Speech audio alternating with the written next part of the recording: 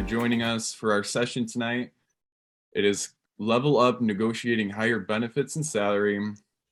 This is our second annual Image 2022 program, and it's being sponsored by the President's Office, Career Services, and the Oswego Alumni Association. So just thank you all for sponsoring this and letting this just be a thing for the students to use and utilize all throughout the semester. So I know I am so grateful for it, and I'm sure a lot of students are too. And this is the third week of an amazing program series focused on giving current students in the class of 2021 the chance to explore career paths, find job and internship opportunities, network with alumni and employers, and more. So check out the website for more details. The link is going to be in the chat. And I would also just want to put a plug in for everyone. I have asked our wonderful panelists if this is okay, and they agreed that it's all right for us to connect with them over LinkedIn. So definitely go over there, connect with them. They're all great resources for you to utilize and just connect with and start a conversation with. And you never know where it's going to go. So. And also by just attending tonight's event, you'll be eligible for a prize drawing at the end of the week. If you complete our survey at the end of this session, you're going to be entered into it twice. And a housekeeping item is that please place any questions you have in the chat. I'll be monitoring it. My mentor, Gary Morris, is also going to be monitoring it, and we'll for sure ask the panelists as soon as you have the questions. And so a little bit about myself is that I'm a human resources major and a minor in communications at SUNY Oswego. I'm a second semester senior, and I hold a couple of positions on campus. I'm currently an advanced navigator for the Resource Center, and it's going to be my second semester at the Resource Center, and I'm super excited to keep pursuing and just getting more knowledge on everything that they've are giving to us. And I'm also an HR intern at Pathfinder Bank in Oswego. And I also hold another on-campus job at the COVID testing center. And some plans after graduation is I'm looking for any entry-level position in human resources. I really am looking for like recruiting positions. I really just enjoy going to like the thought of going to other colleges and stuff and just talking to college students. And going to job fairs and communicating with other like professionals would be so cool to me. And then my ultimate goal is to get a director's position in human resources and pursue an MBA down the road. So I am so excited to introduce our panelists for tonight. Our first panelist is Miss Darlene. She is an alum of SUNY Oswego. She graduated in 2016. She majored in business administration. She was a first generation college graduate, so I'm sure a lot of you could relate to that. She was supported by many mentors through her time at SUNY Oswego, and so that motivated her in turn to do the same for her students, leading her to pursue a master's in higher education from Syracuse University, graduating in 2018 and moving to Boston shortly after. She began her career in higher ed at the Harvard Business School as a faculty support specialist, working with faculty teaching an MBA in executive education, helping manage their administrative, teaching, and research needs. Darlene recently transitioned to a new role in 2021 at the Harvard Business School doctoral program as a registrar service coordinator, maintaining academic records, student data management, course planning, and more for the doctoral students. Our next panelist is Heather Dara. She is an experienced recruiter with a demonstrated history of finding the top talent. She's skilled in career development, sales, sourcing, executive search, technical recruiting, healthcare recruiting, full cycle recruiting, and interview preparation. She is a very strong human resources professional. She got her bachelor's of science focused in business administration from Lemoyne College. And our final panelist is Andrew Bagley. He is the New York and New England regional recruiter for Fastenal. Over the course of his tenure with Fastenal, he has held a few different roles, such as an outside sales representative, a general manager, and a member of the Lean Solutions team. He is a driven leader with an innate ability to recruit and help people connect with a career path that fits their skill set. Andrew and his wife and their 2 kids currently reside in Syracuse, where their hobbies are cooking, listening to a business podcast, Audible books, and coaching his kids' sports teams.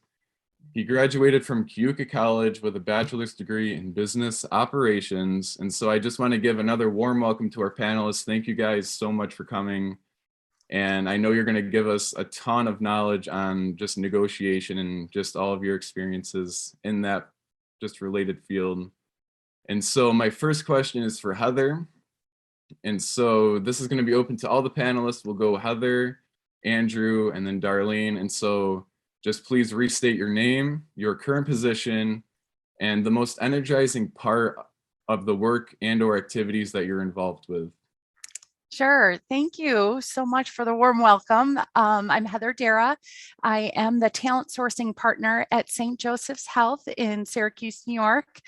I've been recruiting for like 20 plus years, and I can say this about all of my past history in recruiting. The most energizing part is that I feel like I'm truly changing lives. I'm helping people find their path professionally. And now here at St. Joe's and doing healthcare recruiting, I'm taking it a layer even forward, where my new hires are now helping keep patients and getting them to their new spot in their life. So it's really exciting. I feel so lucky that I'm able to do this for all of my candidates.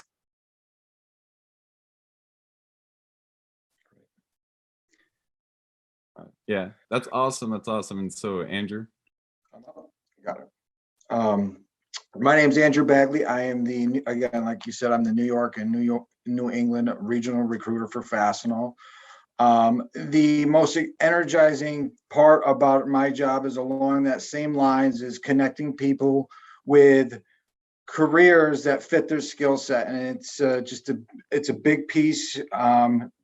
We all understand if you get into a job that you don't like, and it's usually because you're not doing what your skill set is. And so I really like to, when I'm working with a candidate, is to try to break that down and figure out a good spot for them. So when we create a win-win is when it energizes me the most. Yeah, no, that is incredible. That is incredible. And so, Darlene, if you could finish this out. Sure. My name is Darlene Lee. I currently work at Harvard Business School in doctoral programs, managing the registration and registrar related things for student data, student records, and enrollment. And one of the things that I'm really energized about my work is that because I'm working on such a small team, although registrar services is my main thing in my bucket, I get to work with my team on a lot of other different projects that I get to see with admissions or with dissertation or with graduation, and being able to do all of the things for our students. And because we work with such a specific student population, I've seen them through the admission stage where they are just initially applying to interviewing to the time that they graduate, and being able to work with those students throughout the 5 to 6 years that they are on campus, and being able to see their growth and being able to help them through that process until they graduate. That's awesome. Just like, I loved what Heather, you said about changing lives. That's, to me, super just exciting going into a profession in HR. I know I've on campus likewise have seen that happen. And so that's exciting to me. And Andrew, kind of what you said about connecting people with a career that fits their skill set. We see that happen a lot, where like you see a very talented employee get placed in the wrong position and they completely are failing. And it's not that they're a bad employee, they didn't get matched with the right job. And so it's people like you that are helping push the employee and stuff into a correct career, and just to see their growth be exceeded. And Darlene, kind of what you said about just working with the students and seeing their growth. I know on our campus at Oswego, we have mentors, and they likewise are seeing that too, just like working with us and specifically guiding us towards things to see our growth. So that's also just awesome to have that over in Harvard. So thank you guys. And so for Darlene, asking for more money can feel pretty uncomfortable and rude. So how do I get past this feeling in a negotiation?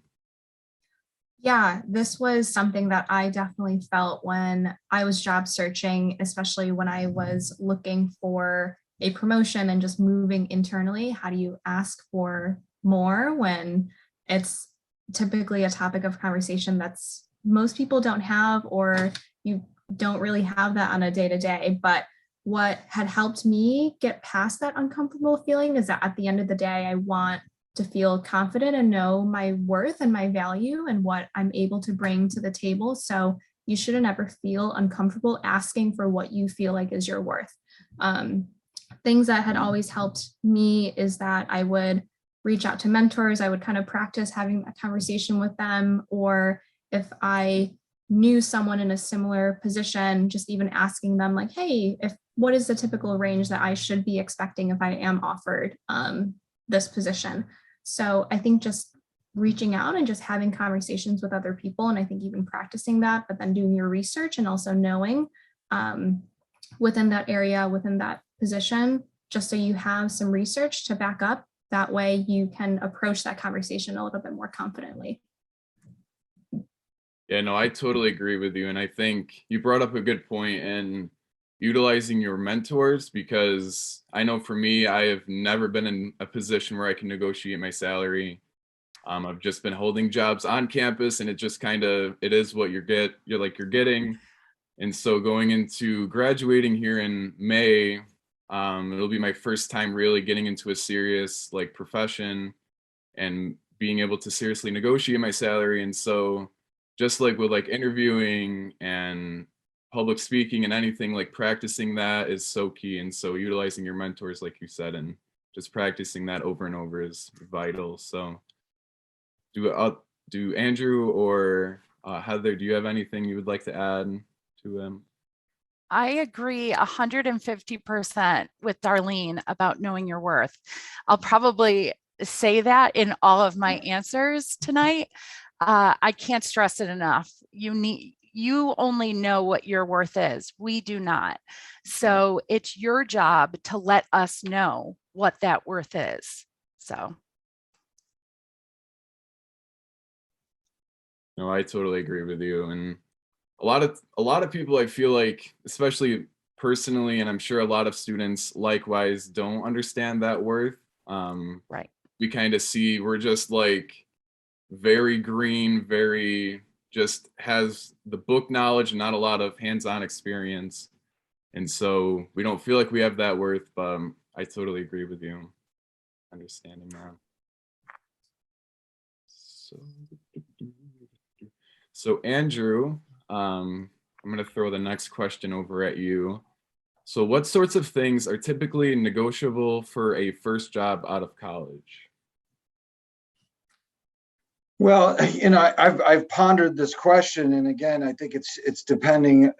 The biggest piece I feel is you got to read the room. You got to understand what you're walking into, and back to the knowing your net worth, knowing what you're bringing to the table.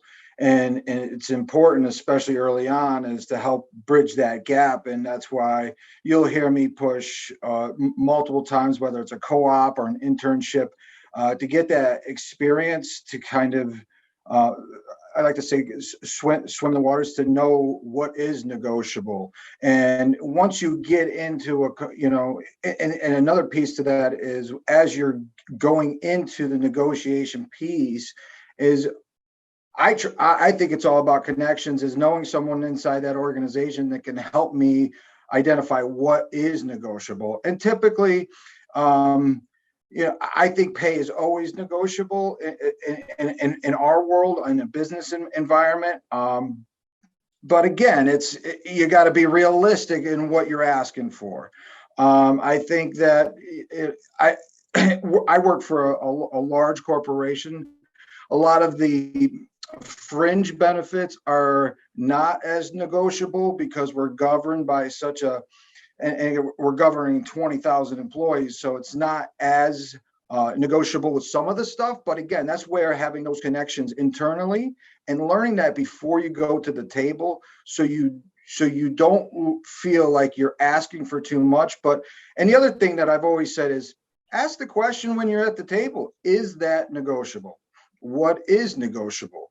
And again, I think every organization is going to be different, and you're going to get a different answer from a lot of different HR people. I just try to tell people, coach them, know what you're going to the table with. What have you done that would put you in a different category than a colleague?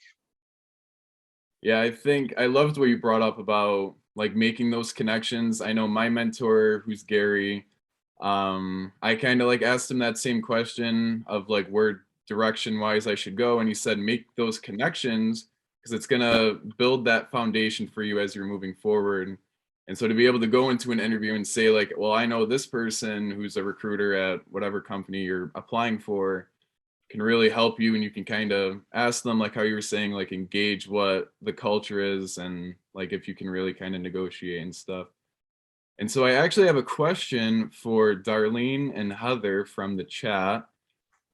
And it is from Laura Kelly. And she said, I would be curious from Darlene and Heather's perspective as females, if they see more challenges in general from women approaching these conversations than men. A very good question. So Heather, if you would like to start that, and then we'll go right to Darlene after. That's a great question, Laura. I have to say, now that I'm doing healthcare recruiting, I would say 75% of my candidates are females because majority of nurses are females. But yeah, so I would say yes in that arena. But when I was at Enterprise Rent-A-Car, when I was at CX Tech, I would say, it was about the same. Women, they know their worth. It is a hot topic now, and women are now coming to the table and being more vocal. If I were to look back, let's say 10 years, I would say I didn't see it as much. It was more the men that were kind of coming to the table and saying, hey, I want more. But it is refreshing to see that, just maybe 8 years ago, women have started to get their voice and be heard.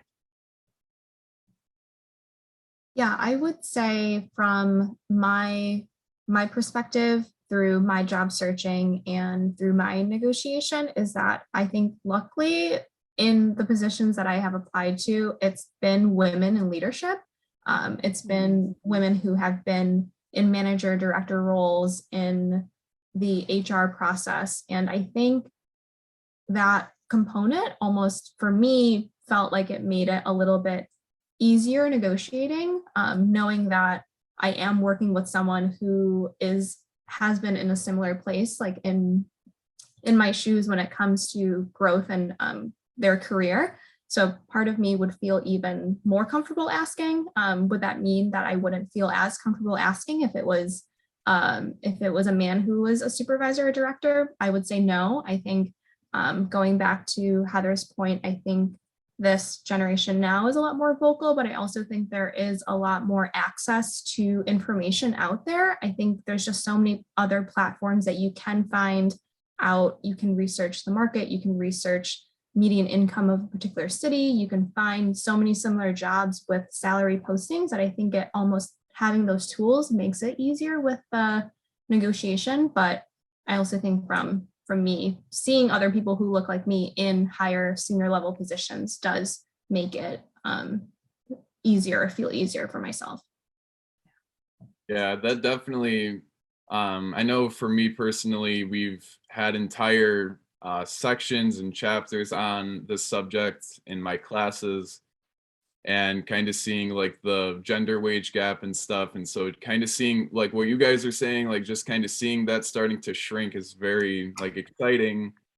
And I definitely loved what Heather mentioned about just like women becoming more vocal. and just becoming more and more comfortable in those negotiation scenarios. And so we also have another question going along with that from Stephanie Lamb. Is there any advice in like the next steps if a negotiation doesn't go as planned and the employer isn't able to meet you in your request? And so we can start with Andrew. Yeah, and again, this circles back to I'm big, huge on follow up and follow through, and asking that question if they weren't able to meet you. And this comes from some of my training is why, why? It's and again, I think there's a way to ask that where it's non-abrasive and it's comfortable just to say why. And I think it's part of the initial process, and it just shows you have what I think a big buzzword is that grit, and that you're willing to ask the hard questions. So. Yeah, I totally agree with you. I could see how that's definitely uncomfortable, especially if you might not, like how you were kind of saying earlier, have that connection and they're like, well, we're not going to give you what you want. Asking that why might be tough, but it also, you need to see it as they want to hire you at this point. And so it should be like kind of that freedom to just ask why not? And so, Darlene and Heather, do you have anything to add to that? I'll add, I think you've got to be smart with your ask. We all want to make six figures right out of college, right? I mean, it would be outstanding. So, but you've got to be smart about what your ask is, because that if you're way out of reach and you haven't done your research, they will close that door so quickly that it's game over. So you've just got to be really smart about what your ask is.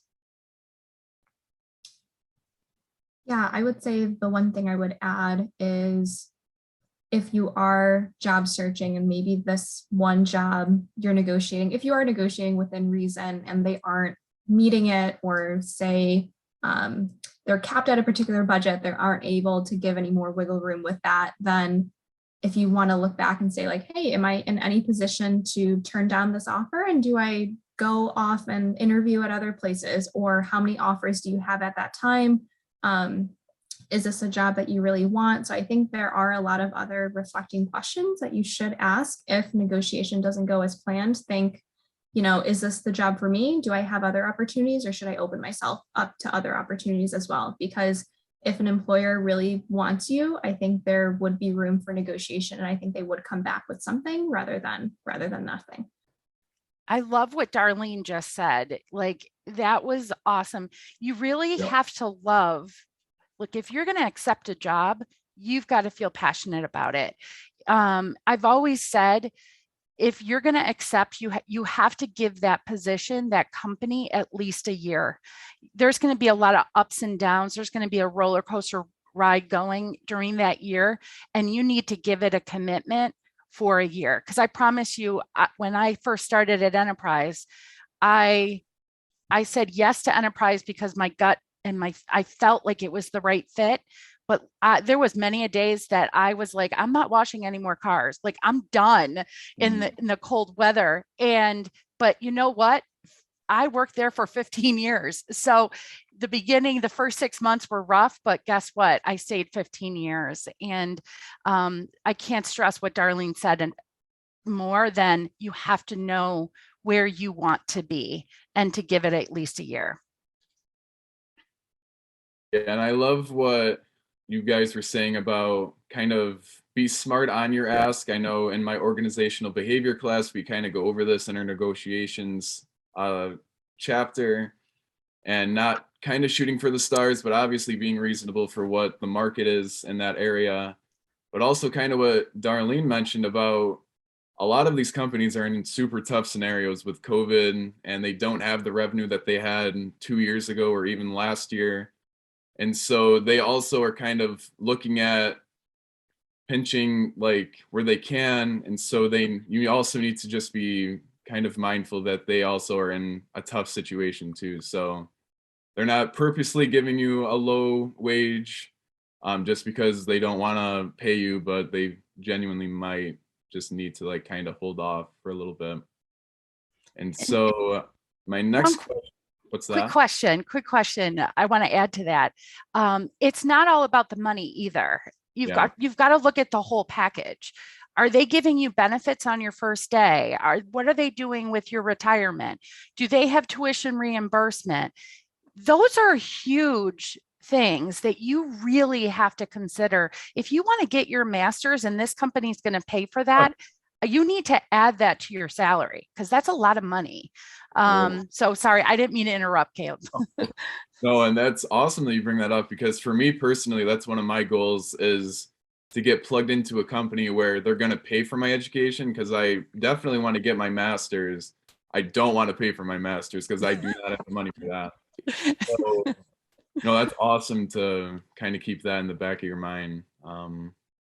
So we will send the next question to Heather. So going back to just you're kind of in the conversation of negotiations. So how do you start this conversation? Who do you start it with? And what point during the process do you begin negotiating? So this is tricky. I do feel like, kind of what Andrew was saying, you have to read the room. Is very smart. The other thing is when you usually apply to a position, there is a question that asks for your compensation.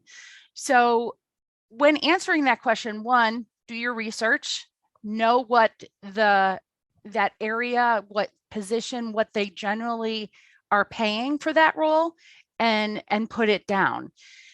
We look at that, us recruiters, we look at that. We look to see what you're putting down because I will, if it's so in like left field, I may not even call you. But if it's kind of near there, I may bring it up if I think you're a little above. If I think you're right on, I may not bring it up. And that's another way to look at it is if they're not bringing it up, they aren't having a question about the number you put down in the application. So that's one thing. Me as a recruiter, I have always been a straight shooter, and I usually always bring up compensation in the first round. I'm the one that's either going to move you forward or this isn't a good fit. So I always talk about compensation right at the beginning, but there's a lot of companies that don't. So I would kind of go back to that. If they didn't ask about this compensation question, and I put a number down on the application, I would let it be, and I wouldn't bring it up until it gets to the end and you get the offer. There's another scenario that I would think you guys are going to start experiencing. Me as a talent sourcing partner, part of my job is going out onto LinkedIn and reaching out to you and saying, hey, I've got a great job. Like, here's a job description. I'd love to set up a call to see if this is a good fit. If they're recruiting you, you're a little bit in the driver's seat there. And there is some more wiggle room of talking about the compensation and the first initial call. Because you're in the driver's seat and they want you. They have already said they've reached out to you. They want to talk to you. You have something on your LinkedIn page that they are excited about. So now you can ask the question, I love what your company is about. I love what this position is. Can we talk about compensation? And that is a perfect time for you. That is totally fine for you to bring it up if they are recruiting you actively. Yeah, I totally love what you kind of said. Number one, like kind of doing your research before obviously going into interviews, because you never know, like if they're going into a position where you're recruiting and they're not ready at the first interview that you're going to say, well, how much do you want to get paid? And they just are like deer in headlights. Right. But then another company might not even do it till the second or a final offer. So definitely just educating yourself. And then something that like as a student going into negotiations, knowing that a lot of employers and almost most of them are looking for you to negotiate. in a sense. And if you're not, that's kind of like a red flag to them. So just kind of like understanding that and maybe having that kind of like ease you a little bit into the negotiation, I think would help. And I know it's going to help me. So, Okay. so is there any other comments from Andrew or Darlene about it? No. Alrighty. So the next question to Darlene is, tomorrow we're going to be running a Rocking Your LinkedIn Profile session. So, but in your opinion, how important is a person's LinkedIn profile? What separates a good profile from a great profile? I feel like I set up my LinkedIn profile for the first time when I was a student at Oswego, and I utilized it so much when it came to just searching for people that I potentially was interested in similar roles, just reaching out. And it, at the time, I feel like LinkedIn was really growing in that when I was a student. And I feel like it's such a tool now that it's definitely maximized, but it's something that I think that students should utilize it during your time when you're job searching, when you're connecting with people, but also when you're past that phase, like still use it.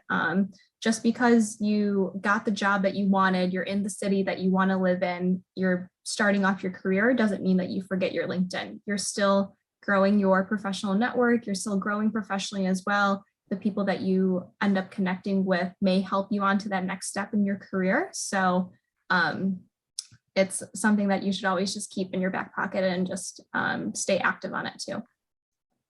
Yeah, that's exactly what Gary told me when I was going into last semester and just asking what I should do. And he said, go on LinkedIn, find alumni, connect with them that are in your field. And it was so cool just kind of connecting with some people at Helio Health. And then like 2 months later, a recruiter position opened up. And I actually asked them about it and they didn't get back to me, but that was just like, to me, it kind of like opened my eyes a little bit of just the power of LinkedIn and just like what you were saying with connecting.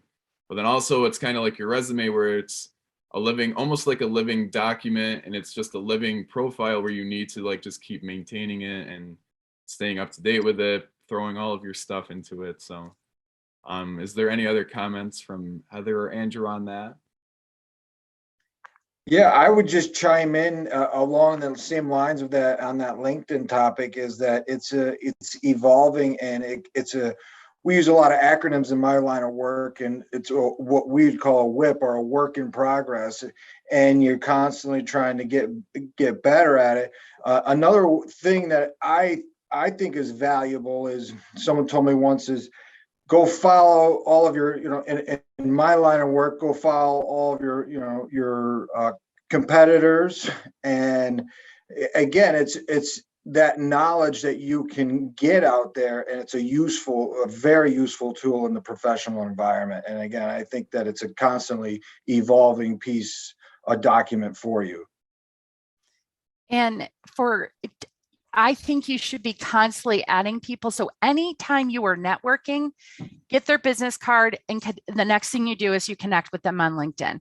Whenever I would do a career fair, I would always give my business card out, and I'm like, hey, let's connect on LinkedIn. I can let you know about all the different opportunities we have available. So anytime you are in a networking event, get a business card, connect with them on LinkedIn, put a little, a quick verse like, hey, it was so nice meeting you at the event tonight.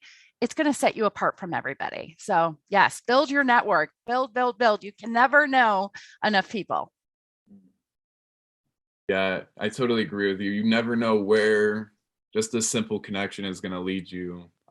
It could lead you to your dream. So, and like I said earlier, definitely connect with all of our panelists here tonight, because you never know where it could lead you. So, Andrew, I'm going to give you the next question. So this is definitely important to me. Just like how important is it to find a mentor who can guide me through this process of negotiations? It's funny, because on the way here, I was actually speaking with my mentor about learning the art of negotiations. And I think just like as important as having a doctor, it's someone that you can talk with that knows, has experience. And again, there's just so much value in that mentorship and the knowledge that can be transferred back and forth. And I say back and forth because it can go back and forth. And again, I've been on both sides of it. But on my way here, I was calling the first person I really watched negotiate, and there's just like little things that you just you're not taught in school that you want to be able to bring to the table. And again, finding a mentor is, in my opinion, is crucial. Yeah, no, I totally agree with you because like I said before, I've never been put in that position, and having that mentor who's been in it countless times is going to give you the knowledge that you need. So, is there any comment? Oh, go. And they just kind of go back. It's almost like I always say to some of the students I'm working with or our employees, I'm in your corner. And because again, they go out, they come back. Let's talk about those questions that came up and that you maybe stumbled on or something that, again, I like that type of learning. And again, that's where that mentorship comes in, and it's invaluable. Yeah, and plus you never know if your mentor is gonna connect you to a company. I know Gary, he actually helped me get my internship at Pathfinder Bank. He knew kind of one of the recruiters there, and so that to me just was huge. And then same thing with Jackie, she also helped me. But is there any other comments on this from the panelists? I'll go back to what I said previously. You can't know enough people, and anybody. You just got to find somebody who you connect with that you feel comfortable with. And it could be a recruiter that you meet at a career fair and you just click and you reach out to them via LinkedIn or email or whatever. And you never know who they know. So kind of like with what happened to you, Caleb, in your internship, you can't know enough people. No, it's so true. It's so true. And so the next question is going to go back to you, Heather. So is a potential or current employee supposed to never accept the first offer and always negotiate? Yeah, so this is a good question. Andrew, I don't know if you'll back me up on this, but when I was recruiting for salespeople, if you're going for a sales job, always negotiate. Andrew, I don't know how you feel about that. I'll let you respond. You're going to always hear it. And that was like, the light turned on in one of my trainings with the CEO of our company, where he said everything's negotiable. And again, if you think about it, it always is. And you're going to learn that. And again, in sales, it's negotiations, it's back and forth, and you got to just know how to leverage information. Yep. When I was working with my hiring managers for sales positions, it was just when we offered them the position and they negotiated, they got giddy and they wanted you more. So always negotiate if it's a sales job. This is a tough question. It is a dance. It goes back to really knowing your worth. And doing research. And I haven't brought this up, but use your resources such as Glassdoor. Type in, there is a whole list of, you can, I think, do a search for positions. You can do it for the company, and then you can see roles. There is literally numbers on there, and you can get so much information. And if they offer you a position and an amount that is way below what you think it should be based on some of the research, I would go back and say, thank you so much. Be very appreciative of the offer. But I was hoping that we could land somewhere around here. You have to do it respectfully. negotiation is an art form, and you have to always remember, do it respectfully. And because I've always said you get more bees with honey. So you've got to keep that mentality in the back of your mind, because this is a tough conversation and it will probably be your very first. So just going into your first one, be respectful, and they're going to work with you.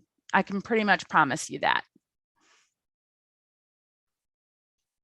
Yeah, no, I totally agree with you. And I also personally have a question. I know in my negotiation class at Oswego, they kind of touched on the aspect of time, and I know Andrew kind of mentioned like leverage. Would time be like more leverage for like me personally negotiating?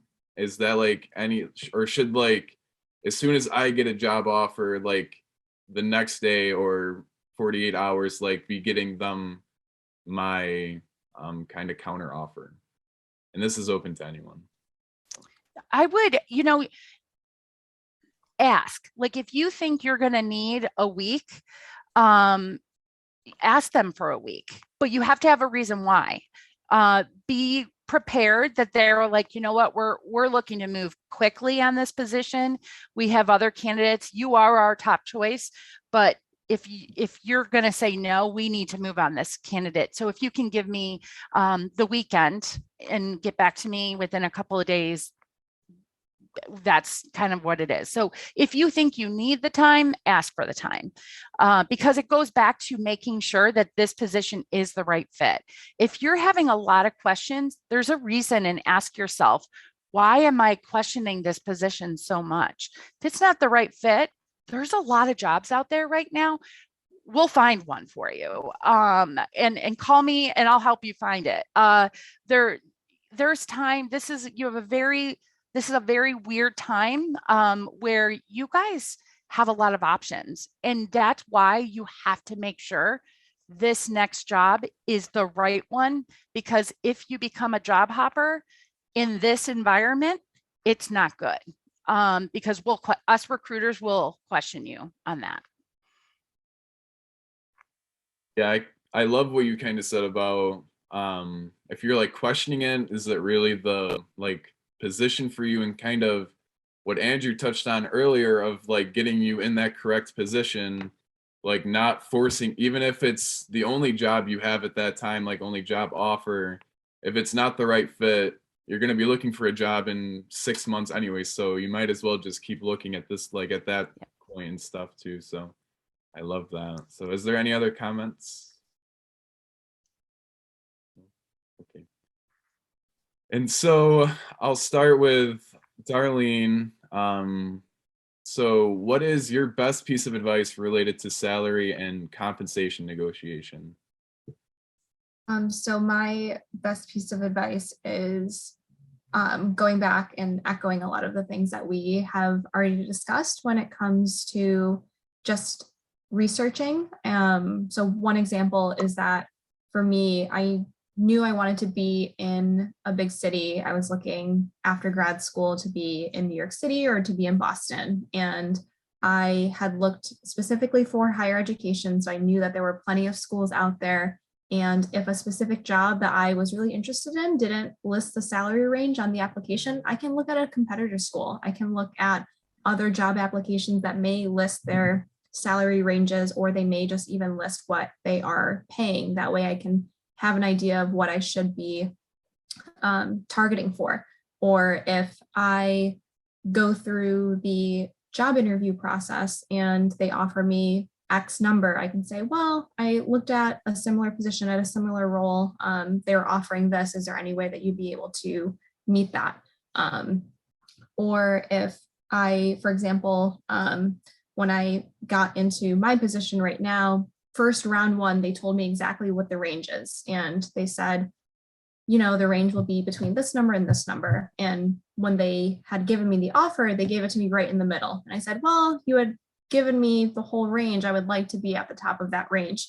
And they got me a little bit close to that. They also ended up negotiating, giving me a signing bonus as well. I negotiated my start date, a couple more days to work from home. I think there are a lot of other pieces that you can now negotiate if that means 1 or 2 days to work from home, like if that is even possible now, but I think within this world it is.